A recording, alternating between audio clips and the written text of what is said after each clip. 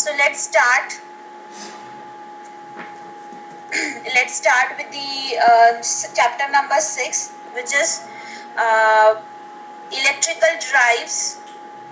Okay, electrical drives, application of electrical drives with the help of the power electronics. Okay, so power electronics, as we all know that there are n number of power electronics devices, okay, which we are going to see in the section number 1. So with the help of that power electronics devices, we are going to convert the one form of supply to the another, okay, as per the demand, as per the requirement. Okay, so in the chapter number 4 we have already discussed what exactly the electrical drives, what are the uses of electrical drives, okay, and the main thing is the block diagram of electrical drives, which we can able to see the importance or the how the power electronics device or the controllers plays an important role for the electrical drives, which we have already discussed in chapter number 4. Am I right or wrong? We have discussed it, right? So based on that block diagram, we have different types of power modulators. Like if suppose our voltage, our supply is AC and we need to convert it into DC. For the DC, if suppose our load is DC, so for that purpose we need to convert it to DC, right? But we are having only AC supply. So with the help of that power modulator, we can convert that AC voltage source to the DC as per the requirement, as per the demand. So that controller or that power modulator is known as the rectifier. Am I right or wrong? Yes or no? सब सुन रहे हैं कि नहीं सुन रहे हैं? This lecture will be very important, okay, because I'm going to teach you the rectifier as well as the power electronics device, how we are supposed to use in the electrical drives.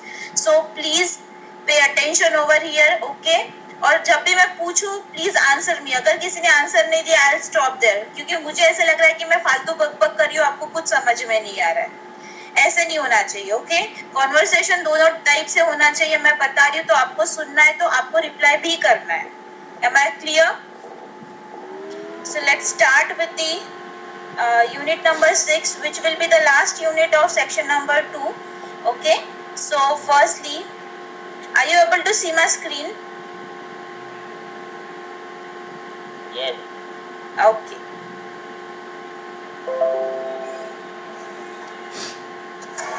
So the unit number 6 is drives application or electrical drives in power electronics. How we are supposed to apply power electronics in electrical drives. Alright.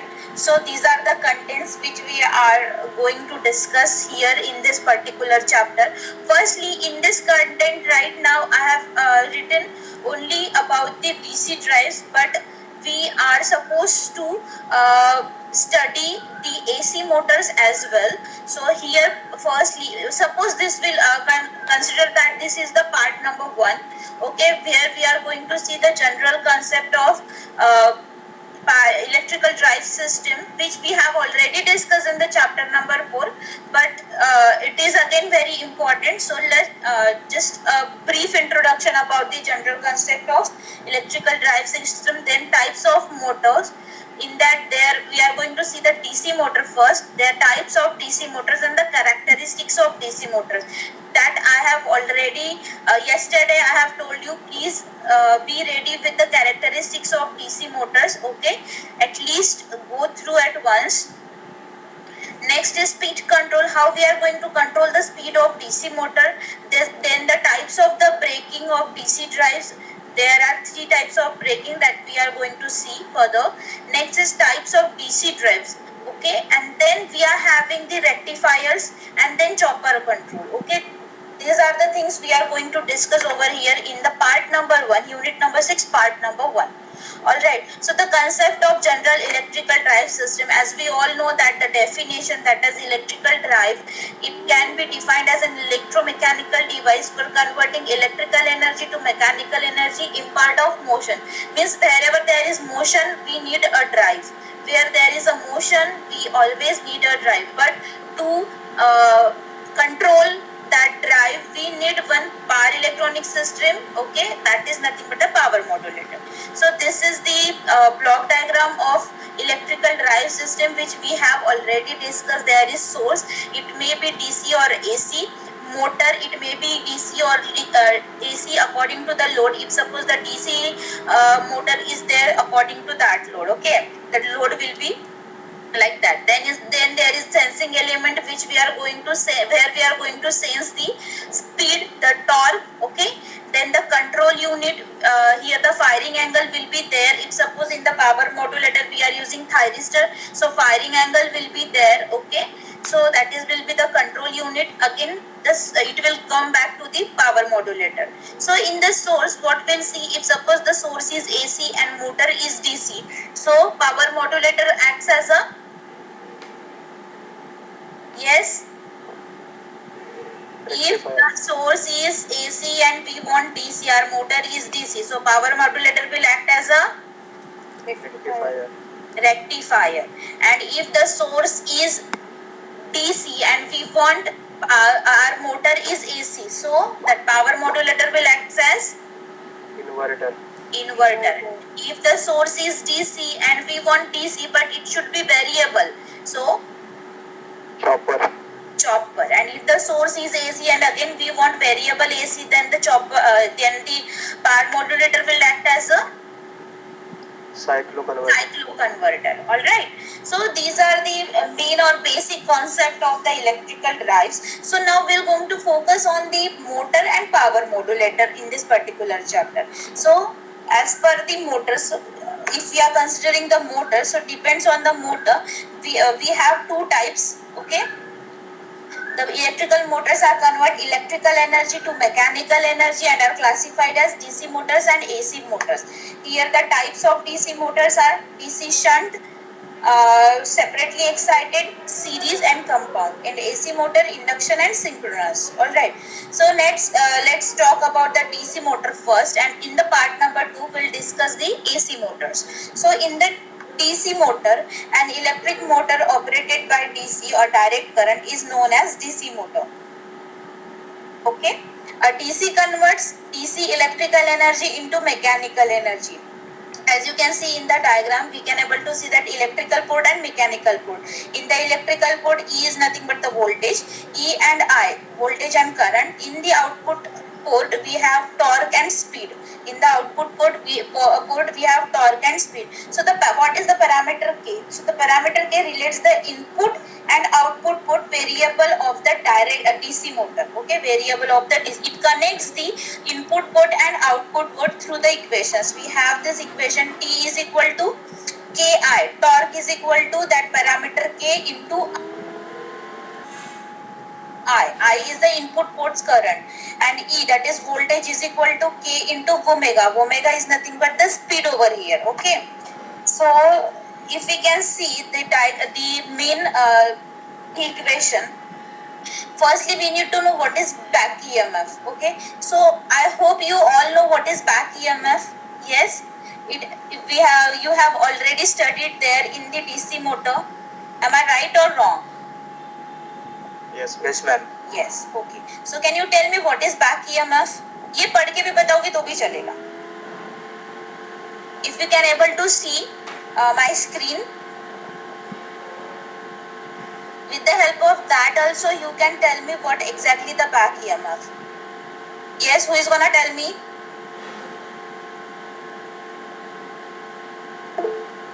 बोलो.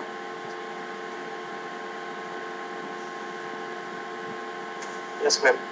The induced EMF inside the armature coil, which is exactly opposite to the incoming voltage, Right. and tries to regulate the incoming current. Yes. So that is nothing but the EB, that is back EMF. Okay. So the formula of back EMF in case of generator is represented as like this. Okay. So due to increase the voltage difference, अगर voltage difference हमारा ज़्यादा हो जाता है, the armature current will increase and therefore torque and hence speed also increase. As you can see over here, due to increase in voltage difference between E and EB, the main voltage source and the back EMF. अगर इसका difference बढ़ जाता है तो हमारा current, armature current will increase and therefore the torque will also increase because as per this equation that T is equal to K into I, if suppose K is constant, so T is directly proportional to I. Throughout the DC motor, T is directly proportional to I. Torque is directly proportional to the current. If current increases, torque increases. If current decreases, torque decreases. Alright? So this is the, and hence the speed will also increase. So thus a DC motor is capable of maintaining the same speed under variable load. Now armature current IA will represent as per this discussion, IA which is equal to E minus EB upon RA.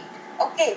At now, if suppose the speed is 0 at the starting, EB will be 0. So when the EB will be 0, IA will equal to be IE by RA, because at the starting back EMF will not be there, so it will be 0. Okay. So then the next is types of DC motors. Okay, types of DC motors, we know that we are having 4 types of DC motor: separately excited, series, shunt and compound. Separately excited, और यहाँ पे इन्होंने किया separately excited and self excited. Self excited means series, that the field is connected in series with the armature. In the shunt, the field is in the shunt with the armature. Then compound, it is long shunt and short shunt, both series and shunt, that is both field will be connected in series as well as in parallel. So this is the compound DC motor. Okay, and the separately excited DC motor, the field in the field we are giving the separate DC supply to excite the field. So that is nothing but the separately excited DC motors. So these are some applications of DC motor. Okay, so driving constant speed lattice, उसके बाद है हमारा centrifugal pumps, machine tools, blowers and fans, reciprocating pumps. Then in series, we are using the series DC motor in electric locomotive, rapid transit systems, trolley cars, cranes and hoist, conveyors. Compound हम कहाँ use करते हैं? Elevators, air compressors, rolling mills, heavy planners, etc. Okay, so characteristics of DC motor. Here the characteristics of DC motor, it is broadly classified into electrical characteristics and mechanical characteristics. In the electrical characteristics, we can see the torque, armature current characteristics and speed, armature current characteristics. When the current comes in the picture, the characteristics will automatically be the electrical characteristics. Okay, and mechanical characteristic is speed, torque characteristics. Okay, the speed, torque characteristics. So we are going to see the characteristics of electrical and mechanical, okay, of DC motor. So these are my notes. As you can see, are you able to see this? Yes, ma'am. Yes. Okay, so these are my notes. I will definitely going to send you these notes also.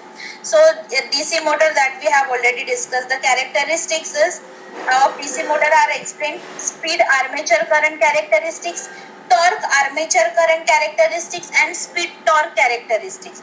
If we can say that torque is directly proportional to the current, if we can say that torque is directly proportional to the current, so can I say that first number characteristic, that is speed, armature current characteristic, will be same like the third characteristics?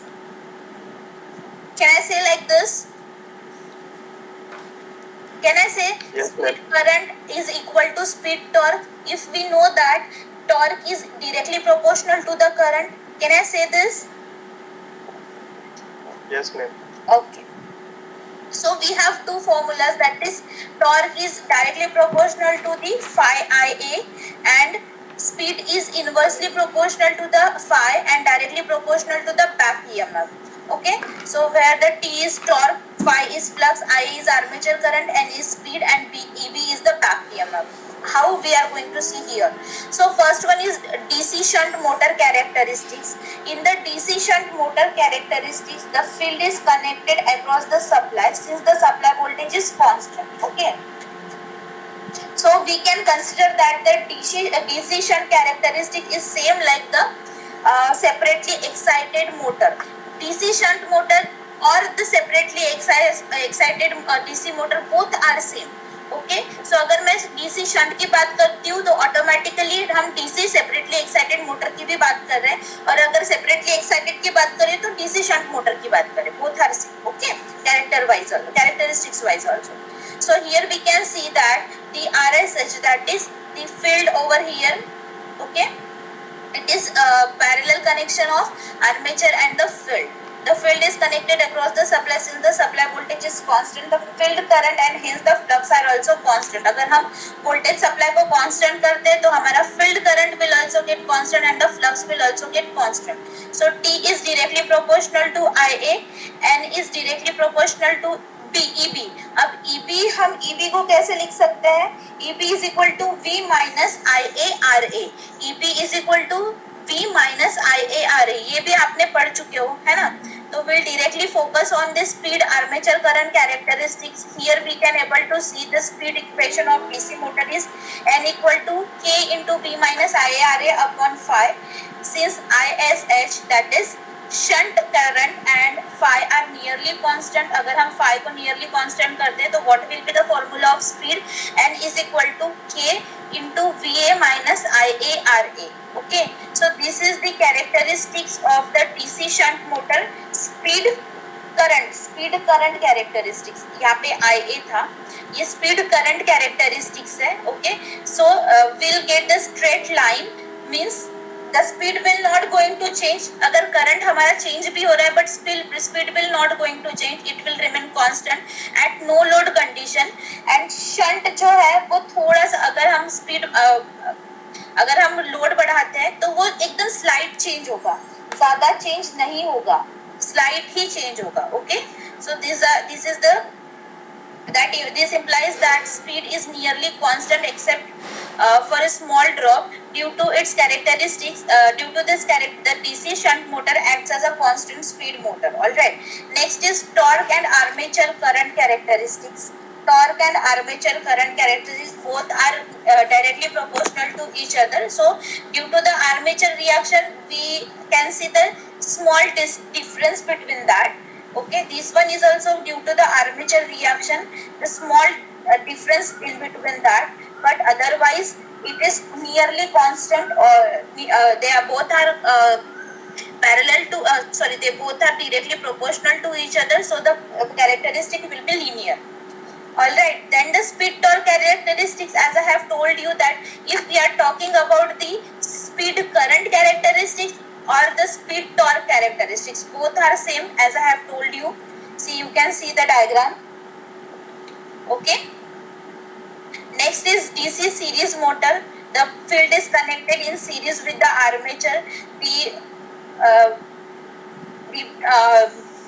characteristics of speed and current is like this okay it is inversely proportional the torque armature current characteristics will be like this because phi is equal to IA if we know that T is equal to phi IA and in series motor what happens phi is directly proportional to IA so if we are putting the value of phi which is equal to IA to the equation number 1 which is T is directly proportional to phi IA so we'll get the value T is directly proportional to IA square before saturation it is IA square and after saturation it is T is directly proportional to IA only okay then the speed torque characteristics which is already same as per the speed current characteristics okay that is indirectly proportional all right then the DC compound motor as we all know that it comes in between the cumulative comes in between the shunt and series okay cumulative compound और differentially compound क्या होता है cumulative में क्या होता है कि phi SE that is series plus हो जाता है, ऐड हो जाता है शंट के साथ. Flux of series is added with the flux of shunt, and in differentially compound क्या होता है, वो हो जाता है minus. So here we can see the speed torque characteristics or the speed current characteristics, both are same. So the differential is here and the cumulative is here. These are that black line is the shunt characteristics and series characteristics. So the cumulative comes in between the shunt and series, and differential is apart from that. Okay. Same if we can talk about the torque armature current characteristics. The linear is the shunt, and the slightly down is the series. So in between that the cumulative will come, and before that the differential will come. All right. So this is the formula. अब ये बहुत ज़्यादा हम बोल सकते हैं कि technical है, बहुत ज़्यादा टेक्निकल है. With the help of formula उन्होंने क्या किया है, with the help of formulas उन्होंने डिराइव किया है डेरिवेशन. ओके, कि ये कैसे वर्क करेगा. So we know that we have three formulas which you can see over here, that V is equal to EP plus IARA. EB is equal to K into 5 omega m. K into 5 omega m, and T is equal to K 5 omega m. Both are same. Okay.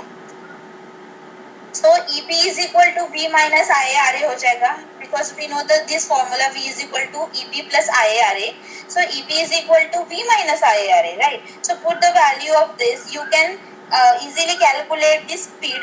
You can easily calculate the speed. So ये है speed का formula.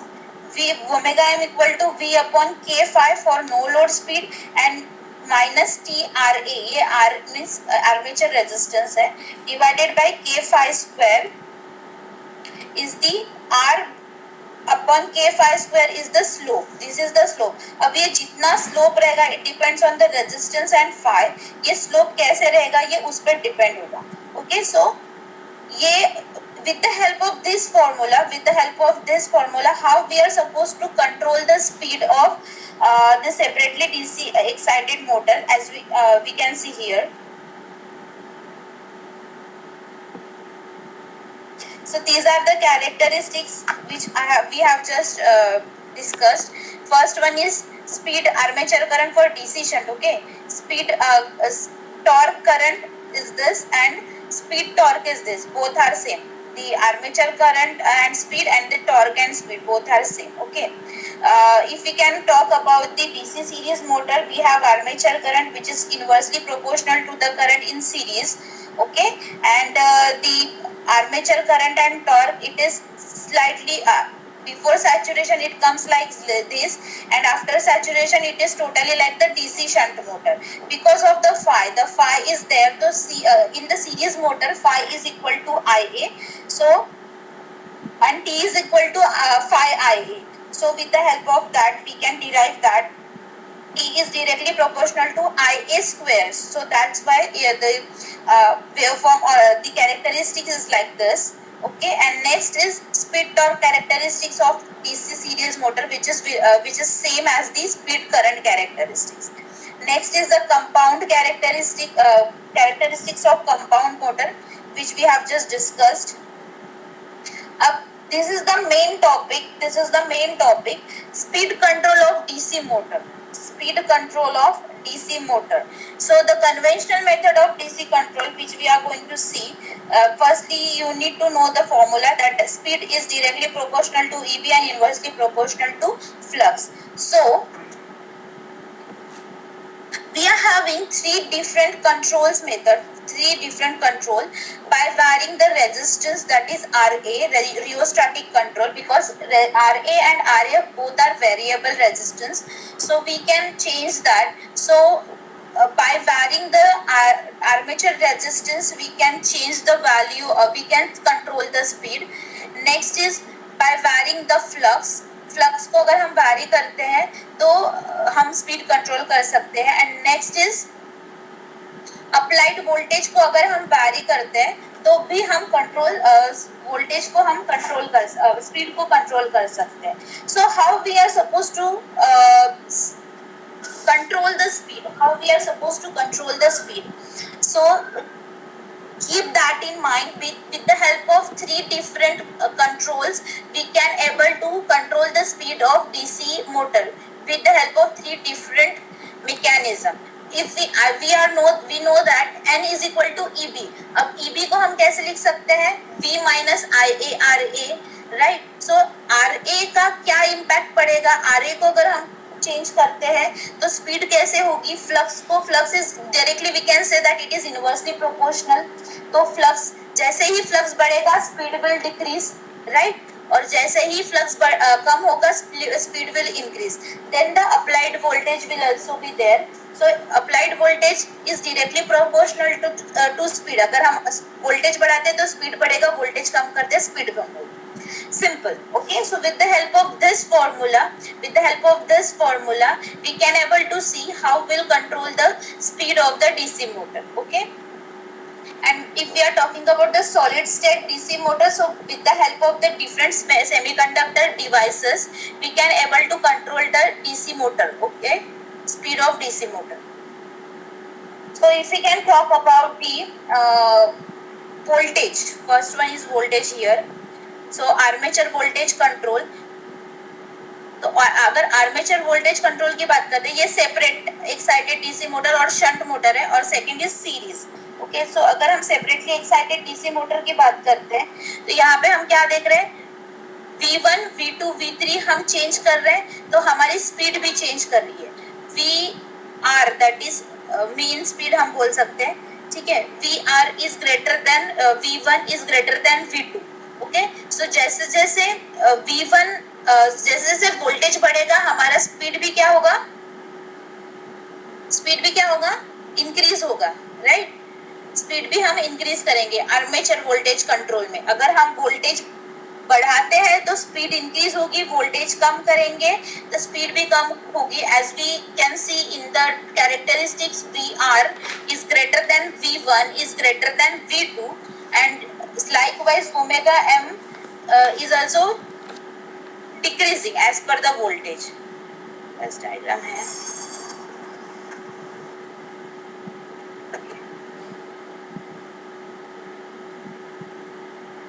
Speed control of separately excited DC motor. If we can talk about the DC separately excited DC motor, this is the diagram, torque versus speed. Okay, with the help of this formula, the second formula, with the help of this formula, how we are supposed to control. So there is one first is as per that diagram. अगर हम जाते तो first is armature voltage control. Armature voltage control जैसे ही हम voltage कम कर रहे थे, if you can see here in the diagram, V1, V2, V3, V4. V1 is greater than V2 is greater than V3 is greater than V4. Okay, so ये हो गया हमारा. अगर हमारा कैरेक्टरिस्टिक ऐसा है तो हम जैसे जैसे वोल्टेज चेंज कर रहे हैं वैसे वैसे हमारा क्या हो रहा है? हम एक कांस्टेंट टॉर्क ले लेते हैं विच इज लोड टॉर्क. अगर लोड टॉर्क को यहाँ पे जो इंटरसेक्ट कर रहा है पॉइंट कर रहा है उसको अगर हम ओमेगा स्पीड की तरफ लेके जाते हैं तो यू कैन सी दैट अगर V1 है तो ओमेगा M1 है, V2 है ओमेगा M2 है, V3 है ओमेगा M3 है, एंड V4 है ओमेगा M4 है. अगर V1 है तो स्पीड वैसी है, अगर ओमेगा M4 है मतलब कम स्पीड हो गई है ना? प्लॉट क्या देख रहे हो आप? स्पीड कम हो गई है. तो हम ये बोल सकते हैं omega M is directly proportional to V. So whenever we need to control the speed, we can able to control the supply voltage. With the help of supply voltage, we can easily control the speed. So because it is directly proportional to voltage is directly proportional to the speed. So when we are going to increase the speed, we need to increase the voltage, supply voltage as well. So if supply voltage increases, speed will also increase. If supply voltage decreases, speed will also decrease. So it is directly proportional to each other. Okay, the next is armature control, armature resistance control. So as per the equation, you can see that the speed is inversely it is in the minus, so speed is inversely proportional to the armature resistance. So when we increase the Ra, speed will change. जैसे हम Ra की value करते हैं, ये speed ऐसे आएगी, ठीक है. यहाँ पे क्या होगा, Ra1 is very much less than the Ra4. Ra1 is less than Ra4. Ra4 is the maximum value of resistance, Ra1 is the minimum value of resistance. So जैसे ही हम यहाँ पे प्लॉट करते हैं, हम एक टॉर्क ले लेंगे, एक constant torque which is load torque, एक सीधी लाइन यहाँ पे निकालेंगे और जहाँ पे पॉइंट इंटरसेक्ट होते हैं उसको हम ओमेगा m की तरह प्लॉट करेंगे. So you can see the omega m1, omega m2, omega m3, omega m4. तो if we can say that Ra1 is the largest value of the resistance which we have given, okay, which we have given to the system. तो जैसे Ra1 हम बोलते हैं is the largest value, but हमें speed कैसे मिली है, minimum, okay, minimum. और हमारा Ra1 is the smallest value, तो हमें speed कैसे मिली है, ज़्यादा. So because of this characteristics we have conclude that speed is inversely proportional to the R. Okay, but this is not very efficient method, because we know that if we introduce the Ia, if we introduce Ia, there will be I square R loss over there. So this method is not very efficient as compared to the voltage. Okay, it is more efficient as compared to the armature resistance control. Next is field control. So as per the formula, you can see that phi is inversely proportional to the speed. So अगर हम phi को बढ़ाते हैं, that is phi1 is greater than phi3.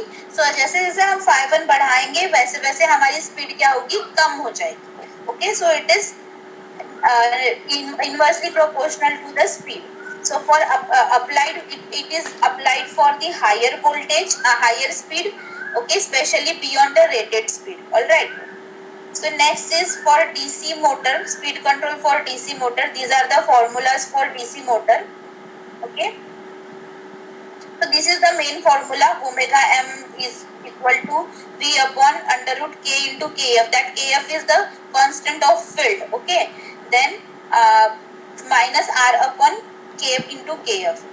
Okay. So the armature resistance, अगर हम यहाँ पे बात करते हैं तो resistance is inversely proportional to the omega m, which is as same as the separately excited or the shunt motor.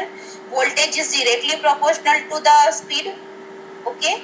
And here the field is constant with the help of the field constant. Kf को हम constant करें because यहाँ पे flux नहीं है, तो with the help of Kf we are going to control the speed. Okay. So next is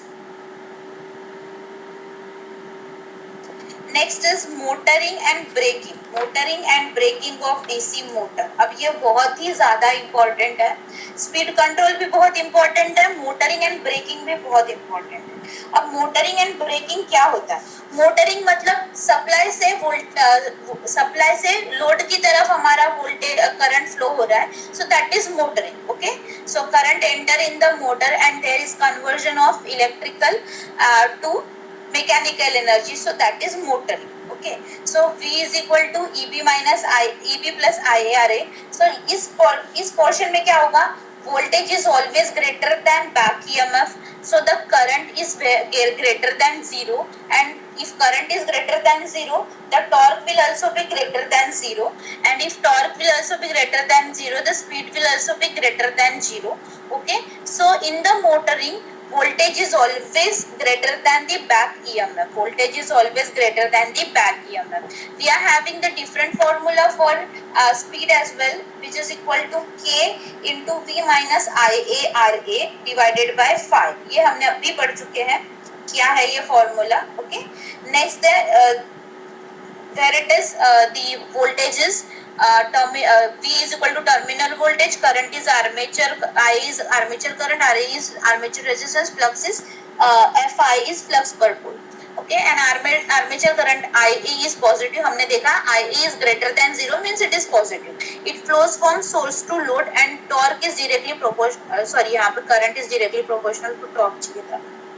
okay, so in breaking, अब ये ब्रेकिंग क्या होता है, ये तो हो गया मोटरिंग बेटा, ये क्या हो गया मोटरिंग। ओके, अब मोटरिंग मतलब हमने क्या देखा मोटरिंग में कि बेटा सावन सर का कॉल आ रहा है।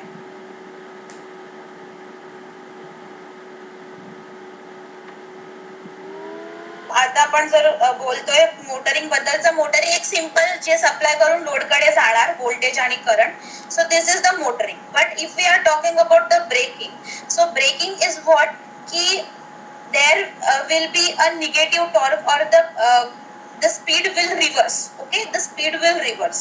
So how that speed will reverse and how that motor will change their motion, that we are going to see in the braking. Okay, so there are three types of electric braking. एक तो mechanical braking रहता है with the help of gears. Okay, with the help of the mechanical mechanism. There are mechanical braking and electrical braking as well, but if we need to focus on the electrical braking only.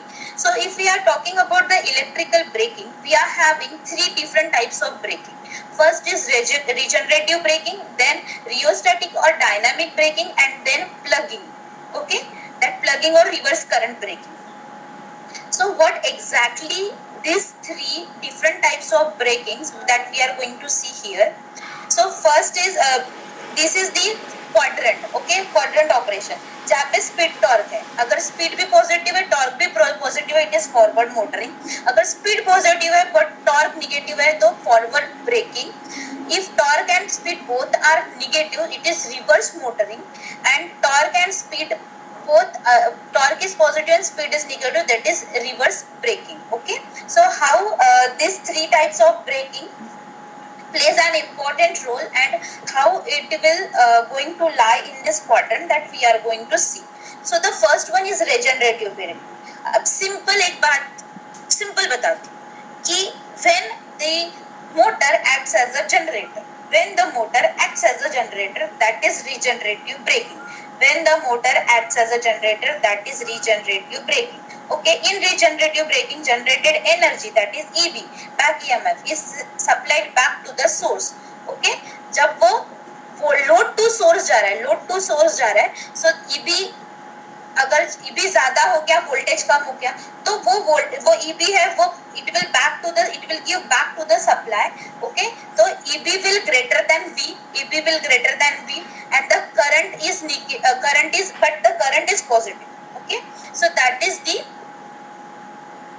current is negative, so that is the regenerative braking. Okay, the equations for motoring and regenerative braking are same but having the opposite polarity.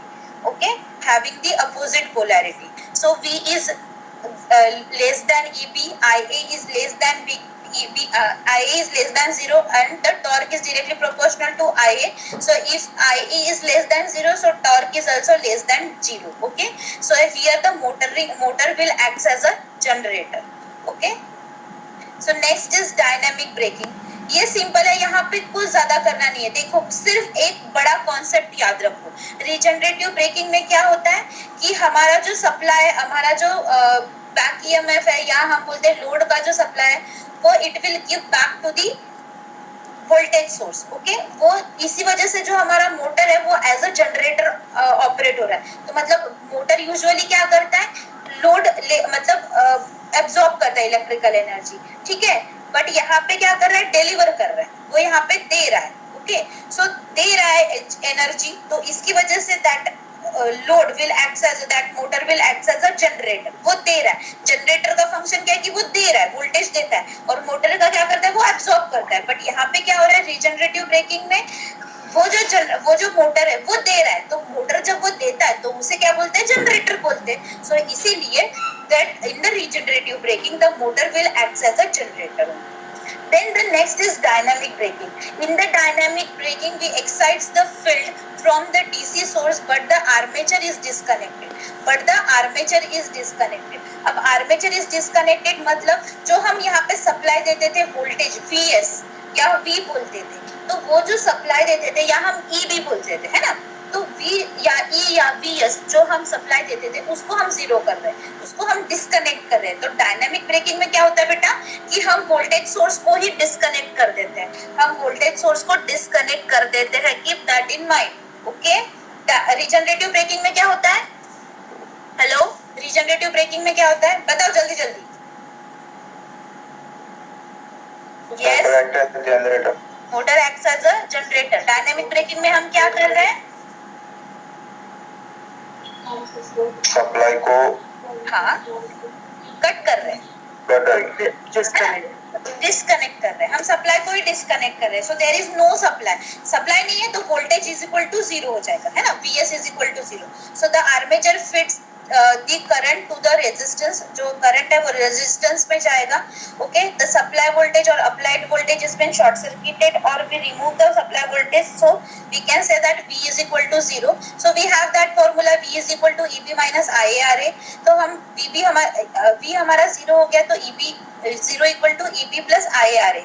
तो EB को अगर हम यहाँ ले जाते, IA को अगर हमें निकालना है तो IA is equal to minus EB by RA which is less than zero। तो हमारा IA will act as a negative, will go into the negative direction। Okay, so जैसे as you can see here in the diagram, IA को armature की तरफ जाना चाहिए but वो उसके अलग डिरेक्शन में फ्लो हो रहा है, so that is why it is negative. It means the current is flowing in opposite direction, so it is circulating through the resistance, so it is being dissipated as heat in the resistance. Okay, so V is equal to 0, IA is less than 0 and IA and T is directly proportional, so if IA is less than 0 so T is also less than 0।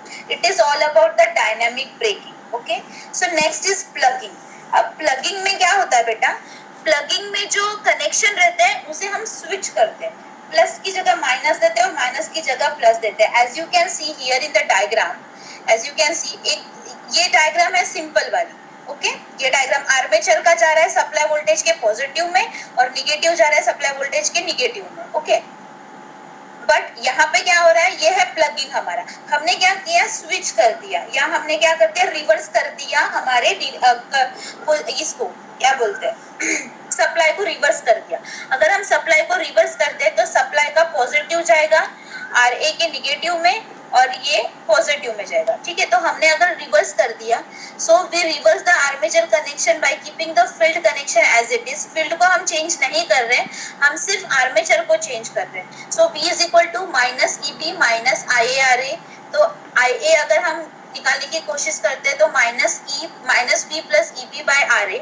Resistance should be sufficiently high to limit the armature current. इस वजह से क्या होगा, current will increase. सो हमारा जो हम resistance use करेंगे that is variable resistance, that will be sufficiently high to limit that IA।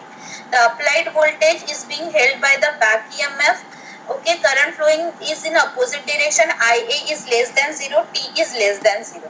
IA is directly proportional to the torque, that's why both are less than 0। okay, so अगर हम generating breaking की बात करते हैं तो current always flows in a negative direction, current always flows in a negative direction. Okay, और जो हम इसकी बात करते हैं मोटरिंग की तो it is positive, here it is positive. Motoring में IA पॉजिटिव, ब्रेकिंग में IA नेगेटिव। सो अगर हम बात करते हैं हमारे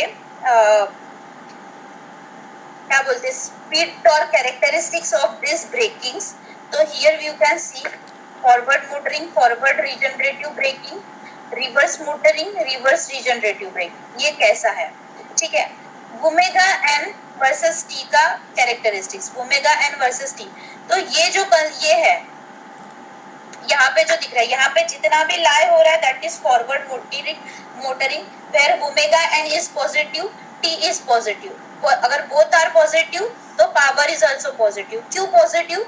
because P is equal to omega n into T. P is equal to omega m into T. So it is the product of power is the product of torque and speed. Power is the product of torque and speed. If both are positive, so power is also positive. So this is called the forward motoring. Next is regenerative braking.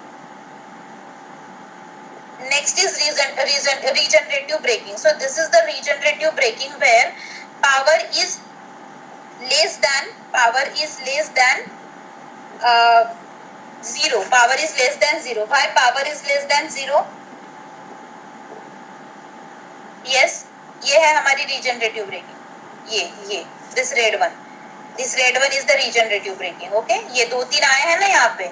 अगर speed minus में ही बढ़ती रही, speed minus में ही बढ़ती रही और ये फिर बढ़ते बढ़ते जो हमारा मोटर है वो माइनस में मतलब निगेटिव डायरेक्शन में रोटेट हो रहा है, रोटेट होते होते वो इतना रोटेट हो गया कि वो पॉजिटिव में चला गया, तो दैट इज द वो फिर यहाँ पे आ जाता है. ठीक है, वो यहाँ पे आ गया तो this is called the regenerative braking. This is called the regenerative, मतलब इतना रोटेट हो गया, इतना रोटेट होते होते वो पॉजिटिव में चला गया. सो दिस इज दी, यहाँ पे हम देख सकते हैं omega M is positive but the torque is negative, so one of the product is negative, so the power will also be negative. So this is called the forward regenerative braking. ये जो red mark दिख रहा है ना बेटा, speed minus से बढ़ते बढ़ते इतना हो गया कि ये पॉजिटिव हो गया. ओके, तो वो it will act as a generator. तो ये हो गया हमारा क्या हुआ, रीजनरेटिव ब्रेकिंग हो गया, फॉरवर्ड रीजनरेटिव ब्रेकिंग. ओके, अब ये रिवर्स मोटरिंग जहाँ पे स्पीड भी हमारी निगेटिव है, टॉर्क भी हमारा निगेटिव है और पावर, बट हमारा पावर पॉजिटिव है. हमारा पावर क्या है बेटा, पॉजिटिव है. तो जब भी हमारा टॉर्क और जब भी हमारा स्पीड निगेटिव भी है या पॉजिटिव भी है, बट हमारा पावर पॉजिटिव में आता है तो वो मोटरिंग होता है. हमारा पावर पॉजिटिव में आएगा तो वो मोटरिंग होगा और वो उसे हम बोलेंगे reverse motoring. So this is the reverse motoring. ये जो है ये रिवर्स मोटरिंग है. अब रिवर्स रीजनरेटिव ब्रेकिंग क्या होगा, रिवर्स रीजनरेटिव ब्रेकिंग जहाँ पे टॉर्क हमारा पॉजिटिव है बट स्पीड हमारी निगेटिव है. टॉर्क हमारा पॉजिटिव है, स्पीड हमारी निगेटिव है और पावर ये लेस देन 0 है, मतलब निगेटिव है. So that is called the regenerative braking. This is the regenerative braking. This is the forward regenerative, this is the reverse regenerative. Okay, so this is called the regenerative braking. अब ये regenerative braking हो गया और motoring हो गया. regenerative braking और motoring ये दो हो गए. ठीक है, उसके बाद आएगा हमारा, उसके बाद है ये जो है स्पीड, टॉर्क जो है आते आते वो पीछे चला गया और वो निगेटिव में आ गया विद द पॉजिटिव स्पीड, तो उसे हम बोलेंगे फॉरवर्ड प्लगिंग. और ये नीचे गया, इसको बोलेंगे हम reverse plugging. Same here you can C the two different line which is come to from the origination. Okay, तो ये हो जाएगा हमारा फॉरवर्ड डायनामिक में क्या कर रहे हैं हम, वोल्टेज ही नहीं दे रहे, है ना. तो डायनामिक में हमारा वोल्टेज है ही नहीं, तो वो 0 से स्टार्ट होगा यहाँ से ऐसे. तो ये जो ऊपर की लाइन है ये हो गया हमारा फॉरवर्ड डायनामिक, ये हो गया हमारा reverse dynamic. So as you can see over here in the first and third quadrant only, motoring lies. Okay, whenever the power is zero, power is greater than zero, whenever the power is greater than zero, or we can say the power is positive, there is motoring only. So it depends on the speed. If speed is negative, it is reverse motoring, and when speed is positive, it is forward motoring. But when the power is positive, it is motoring only, and when the power is negative, means in the second and fourth quadrant, we can able to see the forward regenerative braking, forward plugging, and forward dynamic. In the fourth quadrant, we can see the reverse dynamic, reverse plugging, and reverse regenerative braking. So these are the simple characteristics of all the braking, including the motoring also. So keep that in mind. In the first and third quadrant, motoring lie when the power is positive only, and in the second and fourth quadrant, all the three types of braking will lie. Okay, is it clear? Is it clear to all? So गए फिर से, समझा नहीं समझा? Clear. Okay, सो मुझे बताओ कि first और थर्ड में क्या लाए होता है? In the first quadrant and third quadrant, yes, motoring. Okay, when the power is positive. And in the second and fourth quadrant, Braking. all the types of braking. Okay, okay so अभी मुझे बताओ अच्छे से सब लोग बताएंगे in the first quadrant power is in the first quadrant positive negative में बताओ okay in the first quadrant power is positive so it is forward motoring. good so it is forward motoring in the second quadrant power is negative so it is कौन से type के breaking वहाँ पे हम देख सकते हैं forward braking forward all the types of forward brakings okay so what are the types of braking dynamic braking regenerative braking good and last is plugging braking plugging okay good very good in the third quadrant power is in the third quadrant power is Positive. good if power is positive so that is nothing but the Motoring. motoring reverse motoring good in the fourth quadrant power is negative negative okay so what are the types of brakings there all the brakings are reverse braking right reverse braking reverse braking done अब मुझे एक बात बताओ in the regenerative braking क्या होता है बेटा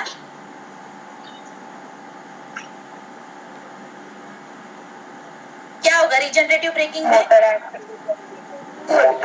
motor acts as a generator very good next dynamic braking में क्या कर रहे हैं हम बोलो Voltage source disconnected. Good voltage supply हम डिस्कनेक्ट कर रहे हैं ना तो V इज इक्वल टू 0 हो जाएगा right yes Prateek okay and in the plugging हम क्या कर रहे हैं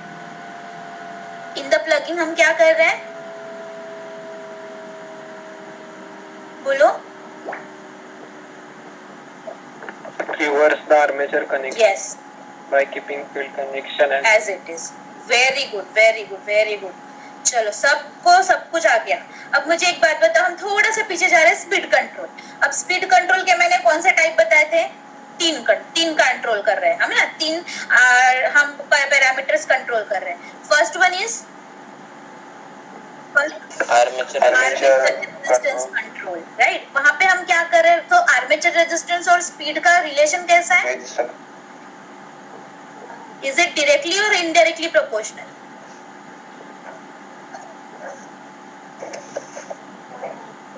बोलो speed is directly proportional to armature resistance or speed is indirectly proportional to the armature resistance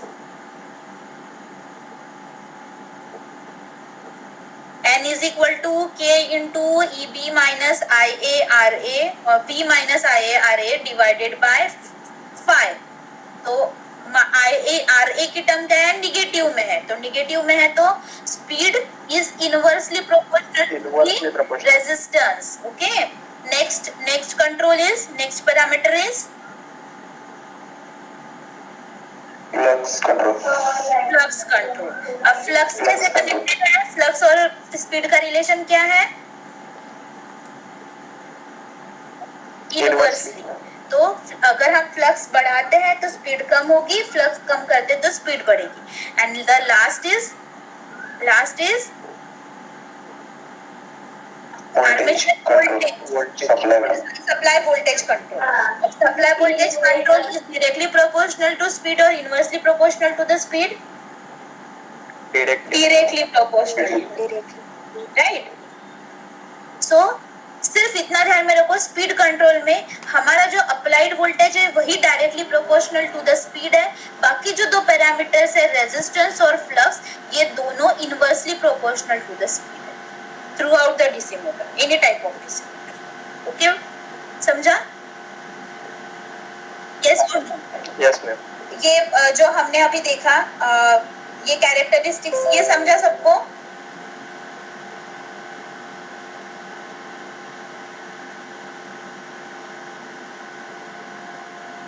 ये है characteristics of DC motor. Characteristics of DC motor, DC motor में ये जो है first quadrant forward motoring, third quadrant reverse motoring, second quadrant forward plugging and fourth quadrant reverse plugging. यहाँ पे series motor में सिर्फ प्लगिंग हम यूज करते हैं, हम डायनामिक और रिजनरेटिव ब्रेकिंग यूज नहीं करते सीरीज में। Okay, Then the types of DC drives. अब हमें देखेंगे drives. Which type of drives we are using for the DC? Which type of drives we are using for the DC? Which types of drives we are using for DC motor to control the DC motor? Okay. So here the types of drives में आता है हमारा phase control rectifier fed DC drives and chopper fed DC drives. Okay. हमें DC चाहिए, output में हमें क्या चाहिए? डीसी चाहिए। तो हमारे पास कौन से दो पावर मॉड्यूलेटर है डीसी में? डीसी हमें आउटपुट देने वाले, यस हमें कौन से दो ड्राइव आउटपुट देते हैं? चॉपर देता है डीसी टू डीसी और रेक्टिफायर देता है AC to DC. Am I right और wrong? Yes, am I right? Yes, yes ma'am. तो फर्स्ट हम देखेंगे कि phase controlled rectifier DC fed DC drives. Okay, तो हम रेक्टिफायर देखेंगे कि वो डीसी ड्राइव में कर रहा है। तो according to the input supply, हमारे पास सिंगल फेज एसी है, 3 फेज एसी है, तो हमारे पास रहेगा single phase rectifier fed DC drive, 3 phase rectifier fed DC drive. अब ये सिंगल फेज है, इसके और दो टाइप है, single phase semi controlled, single phase fully controlled. 3 phase के भी same, 3 phase semi controlled, 3 phase fully controlled. Okay, according to the quadrant of operation we have 1 quadrant operation, 2 quadrant operation, 4 quadrant operation. Okay, so these are the phase control rectifier for DC drives. Next is chopper fed AC drive. यहाँ पे हम देखेंगे 1 quadrant chopper drive, 2 quadrant chopper drive, 4 quadrant chopper drive. अब मुझे तो नहीं लगता कि आपको चॉपर में कुछ दिक्कत होगी। Yes, किसी को चॉपर में कुछ दिक्कत है? No ma'am. ये हम कर चुके हैं,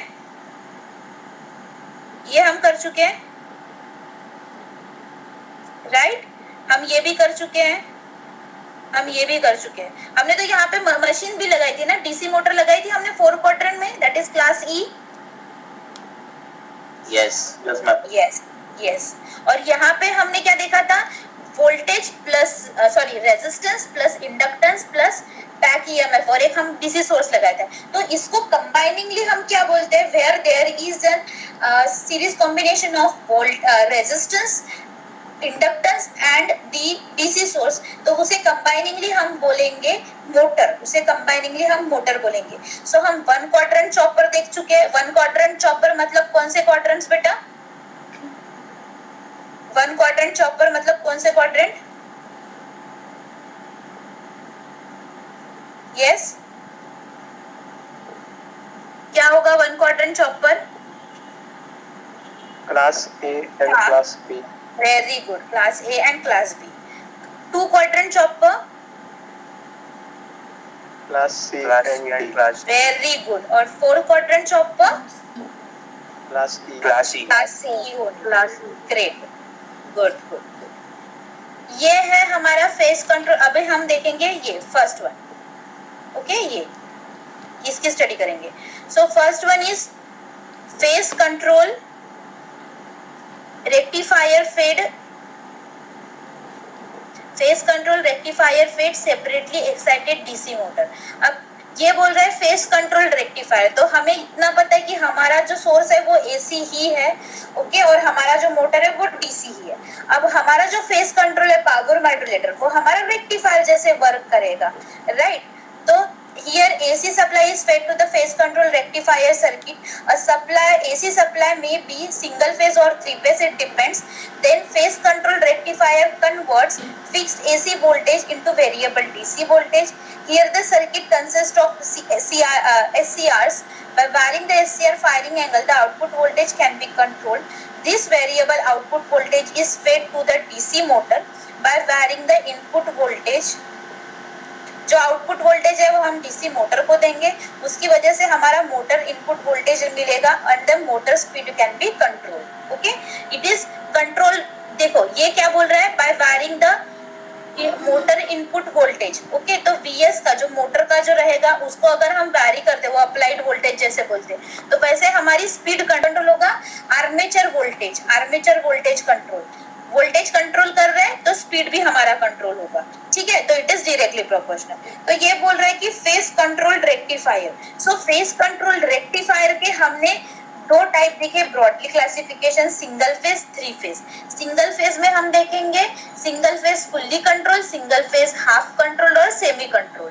थ्री फेज में सेम हम देखेंगे single phase, three phase fully control, three phase semi और हाफ कंट्रोल. सो ये हम देखेंगे सिंगल फेज फुल्ली कंट्रोल जो 2 क्वाड्रेंट में लाए होगा, सिंगल फेज हाफ कंट्रोल जो 1 क्वाड्रेंट में लाए होगा, again three phase fully control जो 2 क्वाड्रेंट में लाए होगा और थ्री फेज हाफ कंट्रोल जो 1 क्वाड्रेंट में लाए होगा.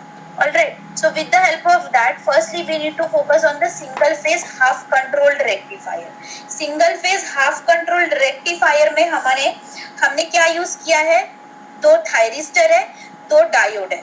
Are you able to see this diagram? Yes ma'am. Yes ma'am. तो हमने क्या किया बेटा, सप्लाई वोल्टेज है सिंगल फेज है, ए बी हम दे रहे हैं, लोड इस साइड में हम लगा रहे हैं. आउटपुट वोल्टेज हमें किसके इससे मिलेगा, armature of the DC motor, that is RA, LA and DC source supply. So that is the armature of the DC motor. So हमारे पास दो सिंगल फेज है ना, A और B, VAB बोलेंगे.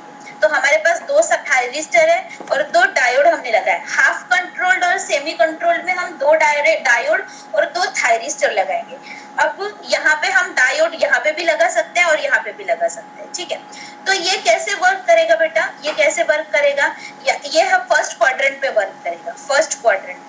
ओके, ये प्लस और माइनस देख रहे हो, ये प्लस और minus is the voltage source का पोलैरिटी और ये करंट का direction. Okay, so what will be in the first mode? In the first mode हमारा T1 और D1 will conduct. हमारा T1 and D1 will conduct.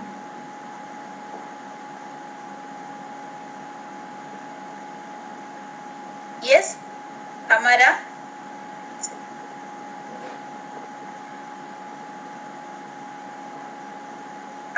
T1 and हमारा D1 will conduct.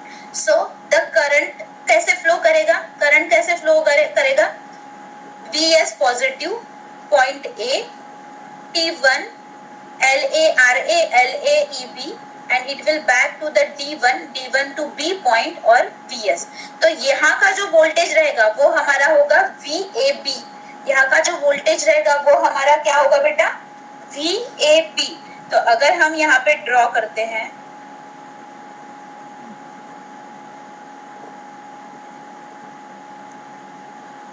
ठीक है, ये हमारा एक सिग्नल जाएगा यहाँ से, वेवफॉर्म होगा. तो ये जो होगा ये होगा हमारा VAB.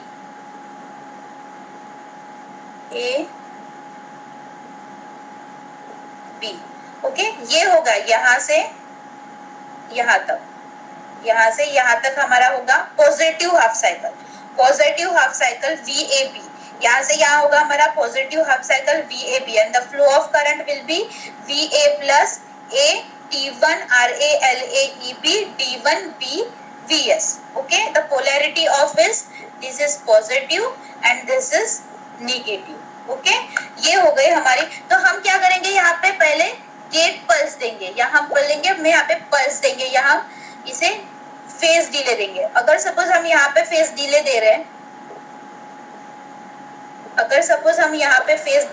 सपोज 30 डिग्री का एंगल दे रहे हैं, तो यहाँ से यहाँ तक 0 होगा, यहाँ से यहाँ तक 0 होगा, और जैसे ही हम इसे 30 डिग्री या 60 डिग्री देते हैं, यहाँ से कंडक्शन स्टार्ट होगा, यहाँ से कंडक्शन स्टार्ट होगा, और VAB is equal to the VS। VAB इसके अक्रॉस जो वोल्टेज मिलेगा वो हमें मिलेगा VS। सो इसके अक्रॉस जो वोल्टेज मिलेगा वो हमें मिलेगा VS।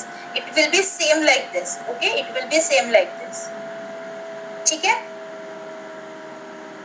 उसके बाद है हमारा मोड 2। मोड 2 में क्या होगा, जैसे ही मोड 2 स्टार्ट हो जाएगा कंडक्ट करना, ये क्या करेगा, ये अपनी पोलैरिटी चेंज करेगा, ये हो जाएगा माइनस और ये हो जाएगा प्लस, ये हो जाएगा माइनस और ये हो जाएगा प्लस। तो जैसे ही इसने पोलैरिटी चेंज कर दी, T1 ये बंद हो जाएगा, ठीक है। D1 कंडक्शन मोड में रहेगा। क्यों D1 कंडक्शन मोड में, D2 कंडक्शन मोड में रहेगा? क्यों? जब तक T2 ऑन नहीं होता D1 कंडक्शन मोड में ही रहेगा, जब तक T2 ऑन नहीं होता D1 कंडक्शन मोड में रहेगा, ओके। क्योंकि यहाँ पे कुछ गेट हम देते नहीं, गेट सिर्फ हम T1 और T2 को देते हैं। फिर हमने क्या किया, T2 को गेट दे दिया, T2 को जैसे ही हमने गेट पल्स दे दी तो वोल्टेज के पोलैरिटी चेंज हो गई। जैसे ही वोल्टेज की पोलैरिटी चेंज हो गई, the current will flow like this, VS plus P T2 RALAEB T2 A VS minus, okay. So the polarity of this will be like the current flow of current will be like VS positive B T2 RALAEB T2 and it will come back to the A, और ये तो V naught is equal to, we can say V naught is equal to, we can say V B, हम ये बोल सकते हैं VBA, yes और no, yes और no, और या हम ये बोल सकते हैं माइनस,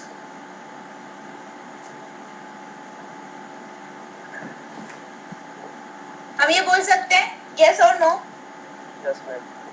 VBA इज और माइनस VAB हम बोल सकते हैं। तो हमारा जो नेक्स्ट रहेगा वो यहाँ पे क्या करेगा, यहाँ से क्या करेगा, फिर से हमारा एक तो हम इसे बोलेंगे VBA, या फिर अगर हम ऐसे जाते हैं तो माइनस VAB, ऐसे जाएंगे तो माइनस VBA, सॉरी यहाँ पे बोलेगा माइनस VAB, यहाँ पे बोलेंगे VBA, ओके ओके। सो यहाँ से कंडक्शन नहीं होगा, यहाँ से फिर से हमारा सब कुछ क्लोज है। फिर यहाँ से क्या होगा, फिर से हमें गेट पल्स मिली 30 या 60 या 90 डिग्री की, यहाँ से गेट पल्स मिली, फिर से ये ऐसे होगा, ठीक है।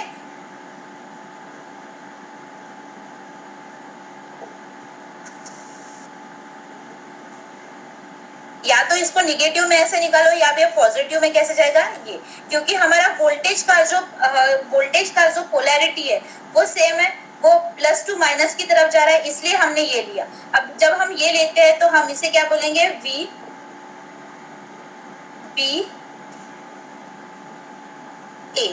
इसलिए हम इसे बोलेंगे VBA, okay. So it will be like this only, this is the wave form. अगर हम यहाँ पे बोल सकते हैं, ये देखो, एज यू कैन सी, ये हो गया हमारा VAB। अब ये है हमारा हमारा माइनस VAB यहाँ पे है, बट अगर हम इसे ऊपर लेके जाते हैं, क्योंकि हमारा दोनों पॉजिटिव में आ रहा है, हमारा जो VS है मोड 2 में भी पॉजिटिव में आ रहा है, यहाँ से यहाँ जा रहा है ना, पॉजिटिव में आ रहा है, तो इसकी वजह से हमारा ये हो जाएगा माइनस VAB ऊपर गया, प्लस VBA हो जाएगा। तो यहाँ पे हम T1 ट्रिगर कर रहे हैं, T1 यहाँ पे ट्रिगर कर रहे हैं, यहाँ पे हम T2 ट्रिगर कर रहे हैं, तो T1 T2 ट्रिगर कर रहे हैं, ठीक है। तो जैसे ही हम अल्फा देते हैं, ये है हमारा फायरिंग एंगल अल्फा देते हैं, तब तक ये बंद रहेगा। जैसे ही हमने यहाँ पे T1 को कंडक्शन स्टार्ट कर दिया, T1 का कंडक्शन स्टार्ट कर दिया, ये हमारा सोर्स यहाँ तक जाएगा, and as we know that VAB is equal to VS, so ये VS का ऐसे वेव फॉर्म है, VS की ऐसी वेव फॉर्म है, तो वही उसको कॉपी करेगी, ये हो जाएगी हमारी ऐसी wave form, okay. And the value of VS is equal to VM sin omega t, ये हो जाएगी हमारी VAB जैसे आ गया, ये 0 तक आ गया, मतलब ये हो जाता है बेटा, ये हो जाता है हमारा 0, ये हो जाता है हमारा पाई, ये हो जाता है हमारा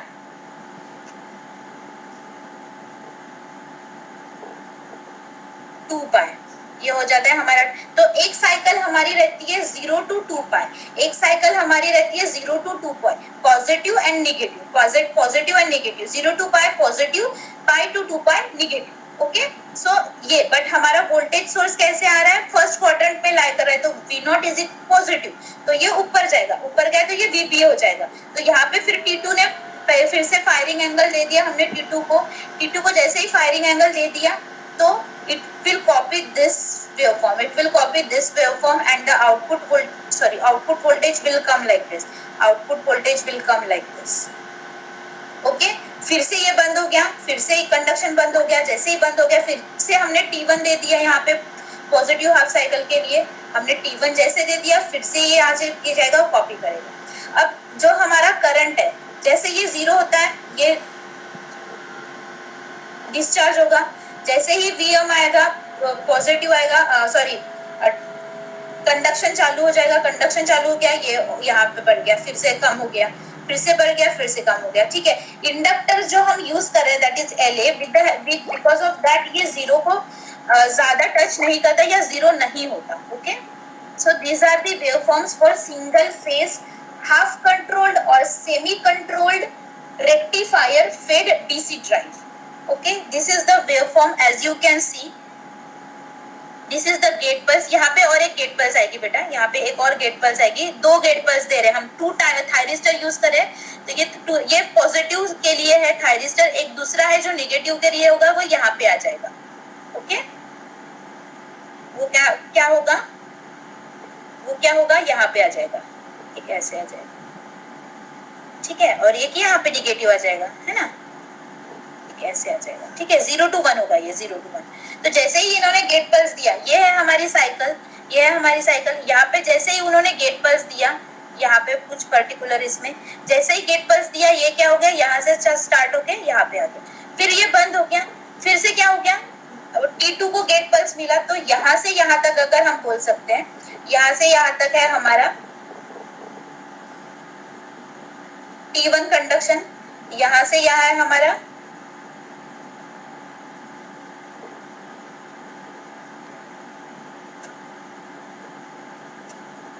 T2 कंडक्शन, फिर से हमारा T1 कंडक्शन यहाँ पे यहाँ तक आ गया.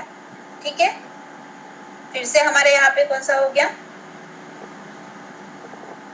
ठीक है, अब ये आप देख सकते हो, ये आ गया आपका निगेटिव में, ये आपका आ गया निगेटिव में, राइट, ये आपका आ गया निगेटिव में 0 तक. ठीक है, तो ये हो गया निगेटिव का, बट ये ऊपर जा रहा है, हमें पॉजिटिव मिल रहा है, फर्स्ट क्वाड्रेंट में मिल रहा है, इसलिए ये पॉजिटिव हो रहा है. And this is the current, 0 नहीं हो रहा है करंट ज्यादा. ठीक है, ये this is the current. Okay, you are getting my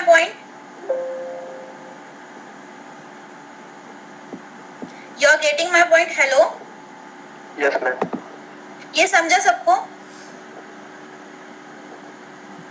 hello. अब आपको क्या करना है, दिस रेक्टिफायर बेटा, दिस इज द रेक्टिफायर, हम उसे रेक्टिफाई कर रहे हैं. अब इंस्टेड ऑफ यूजिंग आप क्या चेक करोगे, इंस्टेड ऑफ यूजिंग RLA और EB, आप पहले R फेज लगाओ, R लगाओ. ठीक है, रेजिस्टेंस लगाओ, फिर उसके बाद RL लोड लो, पहले R लोड लो, फिर RL लोड लो, फिर उसके बाद ये DC फेड DC ड्राइव करो. ठीक है, तो जैसे ही आप ये करोगे आपको समझ में आएगी चीजें.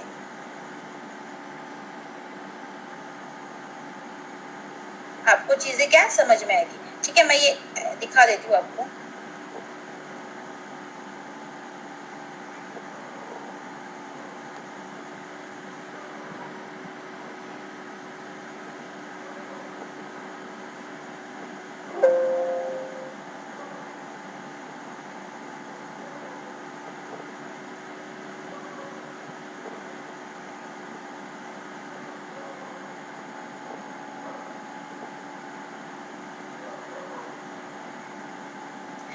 ये हमारी एक साइकिल है, पॉजिटिव नेगेटिव. ये हो गया, पॉजिटिव को हमने गेट पल्स दिया 0.003 में और नेगेटिव को गेट पल्स दिया 0.013 में. ठीक है, तो ये है हमारी गेट पल्स. उसके अकॉर्डिंग यहाँ तक तो कुछ भी कंडक्शन नहीं है, जैसे ही ये पॉजिटिव हम साइकिल देते हैं, जैसे ही हम एक गेट पल्स देते हैं हमारे थायरिस्टर 1 को, it will come like this. Okay, so this one is T1, this one is T2. Is it okay? Yes और नो? Yes, ma'am. यहाँ पे हमने दो थायरिस्टर लगाए हैं, दो डायोड लगाए हैं, ठीक है. सो this is the single phase semi controlled rectifier feeding DC motor. Okay, feeding this DC motor. So this is what exactly the single phase half control. अब है हमारा single phase full control. Single phase full control में हमने कितने thyristor लगाए? कितने thyristor लगाए? 4 thyristor. Okay, so at a time 2 thyristor work करेंगे and next for positive cycle 2 thyristor, for negative cycle 2 thyristor work करेंगे. अब ये कैसे वर्क करते हैं? ये ऐसे वर्क करेंगे. तो पहला है हमारा T1 T2 are in conduction mode. T1 T2 conduct करेगा तो Vs, उसके बाद A, उसके बाद T1 RA LA EB, T2 में आएगा B और यहाँ पे जाएगा. तो ये हो जाएगा VAB. VAB हो गया हमारा V not is equal to VS equal to EB VAB, और ये I नॉट पॉजिटिव. ठीक है. कंडक्शन 2 क्या होगा? कंडक्शन 2 क्या? Polarity will change. Polarity will change, the current will flow like this. फिर यहाँ पे T1 और T2 बंद हो जाएगा. T3 T4 start conducting. T3 T4 start conducting. हम क्या करेंगे? T1 T2 को एक गेट पल्स देंगे और T2 T3 को दूसरी गेट पल्स देंगे. ठीक है. तो ये कैसे वर्क करेगा? T1 T2 पहले वर्क कर चुका है. अभी हम मोड 2 देख रहे हैं, T2 T3. T3 में कैसे वर्क करेगा? सॉरी T4 T3 में पोलैरिटी चेंज हो जाएगी वोल्टेज की. Then Vs positive, B point, T3 RA LA EB, then T4, then A point and then V minus. So VA is equal to Vs is equal to minus VAB and current is positive. So the waveform of the particular this single phase full wave will be like this, कि ये थोड़ा सा negative में जाएगा, थोड़ा सा zero से नीचे जाएगा. जब कंडक्शन होते रहेगा ना बेटा, तो आप देख सकते हो, आप देख सकते हो कि T1 T2 जीरो के बाद भी कंडक्शन मोड में है जब तक T3 T4 कंडक्शन मोड में नहीं आता. जब तक T3 T4 कंडक्शन मोड में नहीं आता तब तक ये कंडक्ट होगा. ठीक है. जैसे ये कंडक्ट हो गई, थोड़ा सा स्लाइटली निगेटिव में जाएगा. ठीक है. तो ये हो गया हमारा VAB. फिर ये निगेटिव में गया, फिर यहाँ से कंडक्शन स्टार्ट हो गया. यहाँ पे हमने ट्रिगर पल्स दे दी. यहाँ पे हमने क्या किया? ट्रिगर पल्स दे दिया. अब ये माइनस में है, हम ऊपर ले जाएंगे तो ये पॉजिटिव में हो जाएगा. ठीक है. फिर ये it starts conducting. Then VAB starts conducting at this particular point. Okay, so in this way the output voltage will become like this. In this way the output voltage will become like this. Okay, and the current is continuous. अब यहाँ पे दो type है, continuous conduction, discontinuous conduction. तो continuous conduction में देखो current is not approaching the 0 point. Okay, is not approaching the 0 point. And then in discontinuous वो discontinue होता है. ठीक है. वोल्टेज सोर्स भी थोड़ा डिसकंटिन्यू होता है, मतलब जीरो को पॉज करता है एंड देन वो it will start again conducting. Okay, and the I not will be the same. So this is the Vs. पहले हम अल्फा की बात करेंगे. यहाँ पे हम अल्फा देते हैं. अल्फा दिए तो फिर इसके बाद यहाँ पे हमारा T1 कंडक्ट हो गया. T1 कंडक्ट होने के बाद वो यहाँ तक आएगा, फिर ये यहाँ तक जाएगा. यहाँ तक गया बेटा, यहाँ तक. फिर से T3 को कंडक्ट कर दिया, T3 को कंडक्ट कर दिया, तो it will come like this. In this way it will goes on. Okay, so this is the wave form. यहाँ पे पल्स देख रहे हो आप, पल्स ट्रिगर हो चुकी है, यहाँ पे पल्स है. ये है सिंपल वेव फॉर्म.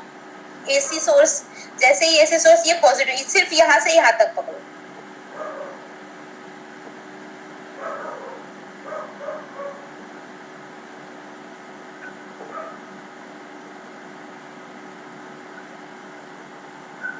यहाँ से यहाँ तक. ठीक है. यहाँ से यहाँ तक अगर हम पकड़ते हैं तो ये हो जाएगा 1 साइकिल. अगर हम 1 साइकिल की बात करते हैं तो यहाँ पे 2 गेट पल्स आएगी. एक यहाँ पे आ चुकी है और एक यहाँ पे आ चुकी है. आप देख सकते हो 0 से पीछे चला गया. ये देख सकते हो 0 से पीछे चला गया. ठीक है. फिर से यहाँ पे स्टार्ट कंडक्टिंग, यहाँ पे एक और गेट पल्स आएगी.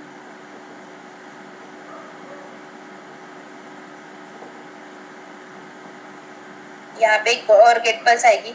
जैसे ये गेट पल्स आती है ये निगेटिव, मतलब जो निगेटिव वाला है ये ऐसा वाला वो ऊपर चला जाएगा, पॉजिटिव में हो जाएगा, and then it will come like this. यहाँ पे हमने एक गेट पल्स दे दी, यहाँ पे हमने एक गेट पल्स दे दी, है ना। एक ये गेट पल्स, ये पॉजिटिव के लिए गेट पल्स और ये निगेटिव के लिए गेट पल्स। निगेटिव के लिए गेट पल्स यहाँ पे हमारा हो गया 1 और 2 कंडक्शन हो गया, यहाँ पे हो गया हमारा 3 4 conduction. Okay, 1 2 3 4 conduction. Again 1 2 3 4. So it will goes like this.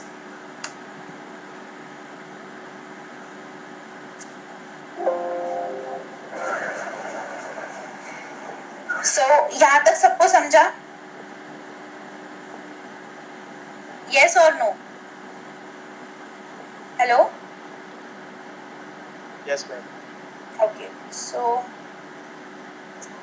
ये है हमारा फुल्ली कंट्रोल्ड कन्वर्टर। 4 थायरिस्टर लगे हैं, T1 T2 T3। देखो कैसे लगाना ना, थायरिस्टर हमेशा याद रखना। T1 T2 T3 T4 हम याद रख सकते हैं ना, T1 T3 T4 T2 ऐसे हम ज्यादा याद नहीं रख सकते। तो जो ऊपर वाले जो है उसको हम बोलेंगे, उसे हम दे दो ऑड नंबर्स 1 3 5 लाइक दिस, और नीचे दे दो 2 4 6 लाइक दिस। ओके, तो जैसे ही हमारा कंडक्शन स्टार्ट होगा, यहाँ से यहाँ जाएगा, T1 में जाएगा, T1 से जाएगा RL EB, T2 में आएगा, T2 से it will back to the supply. Okay, फिर जब हमारा निगेटिव साइकिल के लिए कंडक्शन होना रहेगा तो T3 यहाँ से आएगा, polarity will change, it will come like this, T3 and then RA LA EB, then it will back to the T4 and it will back to the supply. So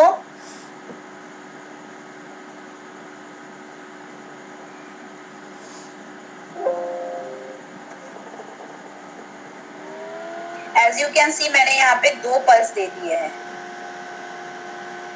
ताकि आपको अच्छे से समझे। 0.0, चलो 2 साइकिल ले, 3 साइकिल ले लेते हैं, 3 साइकिल ले लेते हैं। So this is the 3 cycle. Okay, ये 3 साइकिल है।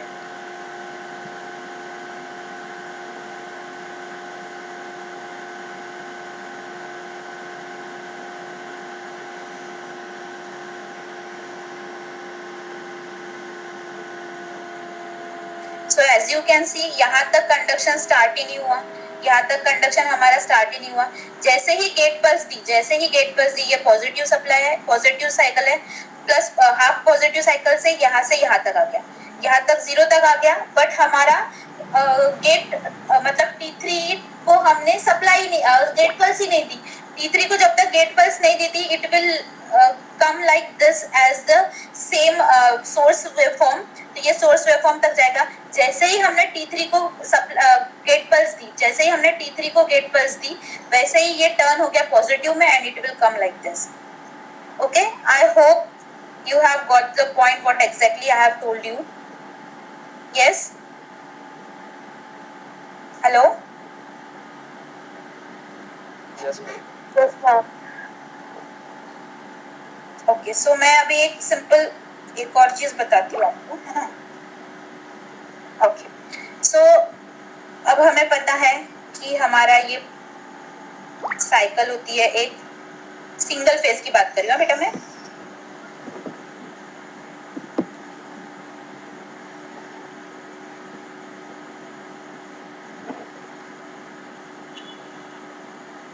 अच्छा, कोई बताओ, मैं यहाँ पे मुझे ड्राइंग करना पड़ेगा क्या, या कुछ है ऐसा कि जिससे मैं वो साइकिल निकाल सकती हूँ?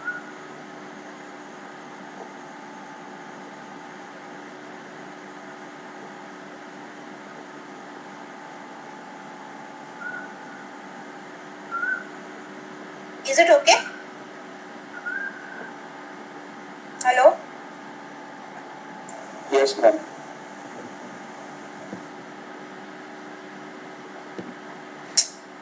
क्या करता है?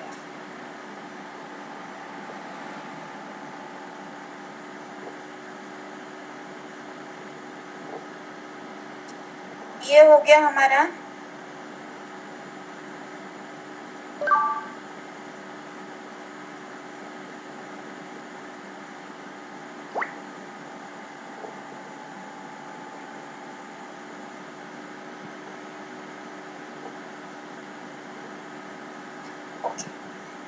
हम देखते हैं ओमेगा टी लिखते हैं, ओमेगा टी है ना, ओमेगा टी लिखते हैं हम। अब उसे हम तो पल्स जनरेटर है हमारा, हमें चाहिए, हमें कहाँ चाहिए पल्स जनरेटर, हम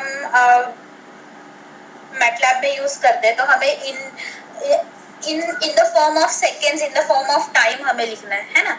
तो ये जो रहता है ना पाई 2 पाई, अब सपोज कंसिडर करो एक सर्कल है, ये सर्कल है, ठीक है। अब एक जो पर्टिकुलर पॉइंट रहता है ना बेटा, ये कैसे हम ड्रॉ करते हैं, ये जो हम वेवफॉर्म ड्रॉ किए ये कैसे करते हैं, यहाँ पे हम रखते हैं, यहाँ पे हम बोलेंगे 0 डिग्री, 0 डिग्री, ये कौन सी डिग्री हो गई, 90 डिग्री हो गई, ये कौन सी हो गई 180 डिग्री हो गई, this one is 270 and it will back to the 360 degree, तो हम इसे 0 डिग्री या 360 डिग्री बोलते हैं। अब ये 0 डिग्री से चालू हो गया। अब इसको क्या करो ना, इस 2 हाफ साइकिल को, इस सर्कल को हम क्या करते हैं, स्प्लिट करते हैं। इस सर्कल को हम क्या करेंगे, स्प्लिट करेंगे, एक ये हो गया और एक ये हो गया, हमने स्प्लिट कर दिया है ना। हमारा हो गया यहाँ से चालू, हमारा हो गया यहाँ से चालू, ये हो गया हमारा 0 0 हो गया, फिर ये हो गया, फिर यहाँ से ये वाला यहाँ तक, तो हम इसे बोलेंगे 180 बोलेंगे, या फिर हम बोलते हैं इसे पाई, 180 बोलते हैं या हम बोलते हैं इसे पाई। और 180 से फिर यहाँ तक गया, फिर ये हो गया हमारा 2 पाई, हम इसे बोलते हैं 360 और 2 पाई, 360 और 2 पाई। Am I right or wrong? Hello, इसे क्या बोलेंगे, अब ये हो गया हमारा, ये हो गया हमारा पाई बाय 2 हो गया, ये क्या हो गया बेटा,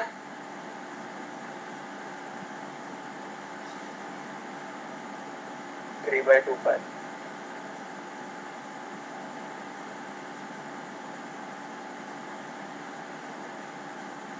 थ्री पाई बाय 2 बोल सकते हैं इसको, yes or no? Yes, in the form of degree हम बोल सकते हैं 0 degree, 90 degree, 180 degree, 270 degree and 360 degree. In the form of omega T हम बोल सकते हैं 0 pi by 2 pi, 3 pi by 2 2 पाई, ठीक है। अब हम किसकी बात कर रहे हैं, हम किसकी बात कर रहे हैं, हम कर रहे हैं, सॉरी,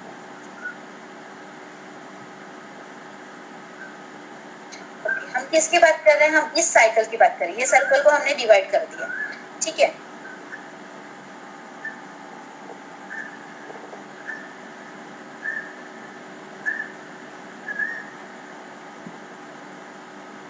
ठीक है, अब ये हो गया हमारा पाई बाय 2, ये हो गया 3 पाई बाय 2, या हम इसे लिख सकते हैं 90 डिग्री, या हम इसे लिख सकते हैं 90 डिग्री, ये हो गया हमारा 180 डिग्री,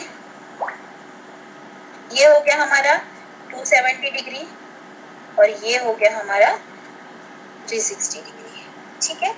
अब ये हो गया डिग्री। अब हमारा फ्रीक्वेंसी क्या रहता है, 2 पाई, मतलब कितनी फ्रीक्वेंसी, एक साइकिल को हम इंडियन इसमें कितनी फ्रीक्वेंसी बोलते हैं, 1 हर्ट्ज, नहीं,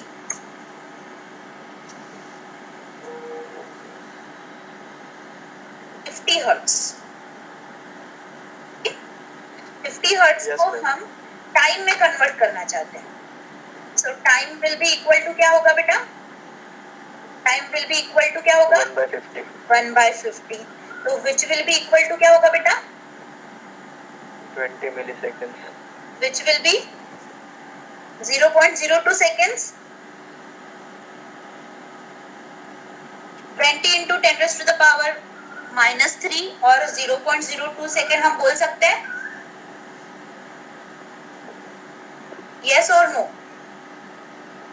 yes ma'am, Okay, good. अब उसके बाद जो हमें फेज डिले बोलते हैं, फेज डिले हमें निकालना है। फेज डिले हम उसे बोलेंगे अल्फा, अल्फा हम कैसे निकालेंगे बेटा, जो हमें वैल्यू इन द सेकेंड्स में हमें वहां पे पुटअप करनी है। ओके, सो उसका क्या फॉर्मूला है, उसका क्या फॉर्मूला है बताओ।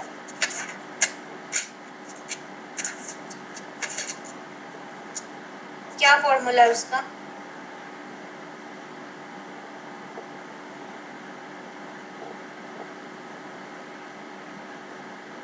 बोलो।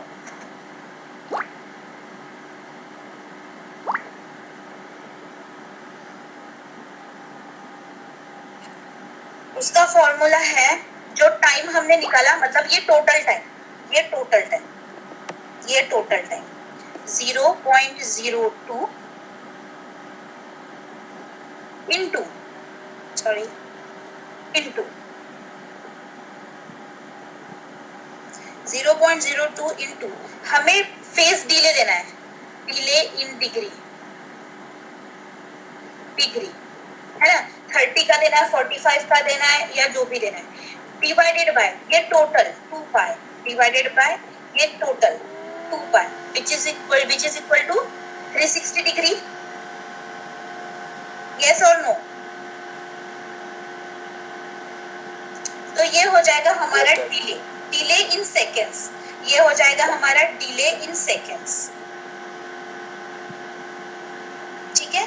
बट हम क्या करते हैं, उसे 3 डिफरेंट पार्ट्स में डिवाइड करते हैं, ठीक है, 3 डिफरेंट पार्ट्स में हम डिवाइड करते हैं। तो हमें पता है कि हमारा, जैसे हम 3 फेज की बात करते हैं, तो हमें पता है ये हमारा फेज डिले है RYB, it is 120 degree apart from each other, yes or no? But अगर हम जीरो से स्टार्ट करने की कोशिश करें, जीरो से स्टार्ट करने की कोशिश करें, तो ये हो जाएगी हमारी 30 डिग्री, ये हो जाएगा हमारा 30 प्लस ये 120 प्लस 30, ये हो जाएगा हमारा 150 डिग्री, यस और नो, यस और नो? Yes ma'am. और ये कुछ आ जाएगा, है ना। तो उसके अकॉर्डिंग हम ये 3 फेज में उसे डिवाइड करते हैं। तो जीरो से हमें किससे लेना है, जीरो से लेना है। वी नो दैट कि ये 120 डिग्री की फेज शिफ्ट है, बट हमें कहाँ से स्टार्ट करना है, हमें जीरो से स्टार्ट करना है। जीरो से हमें फेज शिफ्ट लेनी है, जीरो से हमें फेज शिफ्ट लेनी है। तो हम जीरो से 30 डिग्री, तो ये हमारा हो जाएगा 1 फेज, 0 to 150 ये हो जाएगा हमारा दूसरा फेज, ये हो गया हमारा 270 पे थर्ड फेज। तो ये हो जाएगा हमारा फेज। तो यहाँ पे जब हम डिले देते हैं बेटा, सॉरी, जब हम यहाँ पे डिले देते हैं, तो हम ऑलरेडी क्या लिखते हैं, ऑलरेडी क्या लिखते हैं, 0.02 इंटू 0.02 इंटू 30 जो फर्स्ट डिग्री रहेगी, प्लस हमें कितनी की फेज शिफ्ट देनी है, हमें 30 की देनी है। तो हम यहाँ पे 30 लिखेंगे, डिवाइडेड बाय 360, ठीक है। अगर हमें 60 की देनी है तो डिग्री हम चेंज करेंगे 60, ठीक है, या फिर 90, ओके। बट ये 30 जैसे कि वैसे ही रहेगा, क्योंकि हम जीरो से स्टार्ट कर रहे हैं, हम जीरो से इस फेज की बात कर रहे हैं, तो ये 30 से ही स्टार्ट होगा। जीरो से अगर इस फेज की बात करें तो ये 30 से ही स्टार्ट होगा, okay. There is no another option for this, there is no such another option for this, alright. So ये होगा वैसे। और फिर अगर हमें डिले, अगर हम सेकेंड फेज की बात करते हैं, ये तो हमने एक पल्स जनरेटर को दे दिया, सपोज दिस, ये हमने दे दिया IG1 हो गया हमारा, पल्स जनरेटर हो गया हमारा 1, ठीक है। तो it will be come like this, 30 degree की फेज शिफ्ट हम दे रहे हैं इसको, 30 डिग्री की फेज शिफ्ट दे रहे हैं। फिर हमारा आएगा IG2 will be equal to same 0.02 into, अब सॉरी, इंटू क्या आएगा यहाँ पे, 30 की जगह अगर हम सेकेंड फेज की बात कर रहे हैं तो 150 आएगा, 150 प्लस हम इसको दे रहे हैं कुछ 45 डिग्री का फेज शिफ्ट दे रहे हैं, इसको 45 डिग्री की फेज शिफ्ट दे रहे हैं, तो ये हो जाएगा हमारा 360। तो जब हमारा IG1 30 डिग्री पे चालू होगा, 30 डिग्री मतलब यहाँ से यहाँ तक उठाने के लिए, यहाँ से यहाँ तक, जीरो से उठाने के लिए, 0 से 30 तक उठाने के लिए हमें IG1 तो हमारा ये कॉमन रहेगा। बट अगर हम 3 फेज की बात करते हैं तो it will come like this, then which is equal to 0.02 into ये कुछ होगा 270 अराउंड 270 प्लस आएगा, इसको कंसिडर करते हैं हम 60 की फेज शिफ्ट दे रहे हैं, इसको 60 की फेज शिफ्ट दे रहे हैं, E डिवाइडेड बाय 360। तो इन दिस वे हमें क्या देना है, ये phase degree delay in degree which is right, हम दे रहे फर्स्ट को 30 का, थर्ड सेकंड को 45 का एंड देन 60 का, ये फेज डिले इन डिग्री हम दे रहे बराबर है। बट ये हम क्यों दे रहे हैं, क्योंकि हम जीरो से स्टार्ट कर रहे हैं, जीरो से पहले इसका हम इसे प्लेस कर देते हैं, हम जीरो से पहले इसको ये एंगल को प्लेस कर दें, जीरो से ये पहले, अभी ये हमारा हो गया R phase, consider this as a R phase, okay, consider this as a R phase. अब हम क्या करेंगे, यहां से कुछ स्टार्ट करेंगे,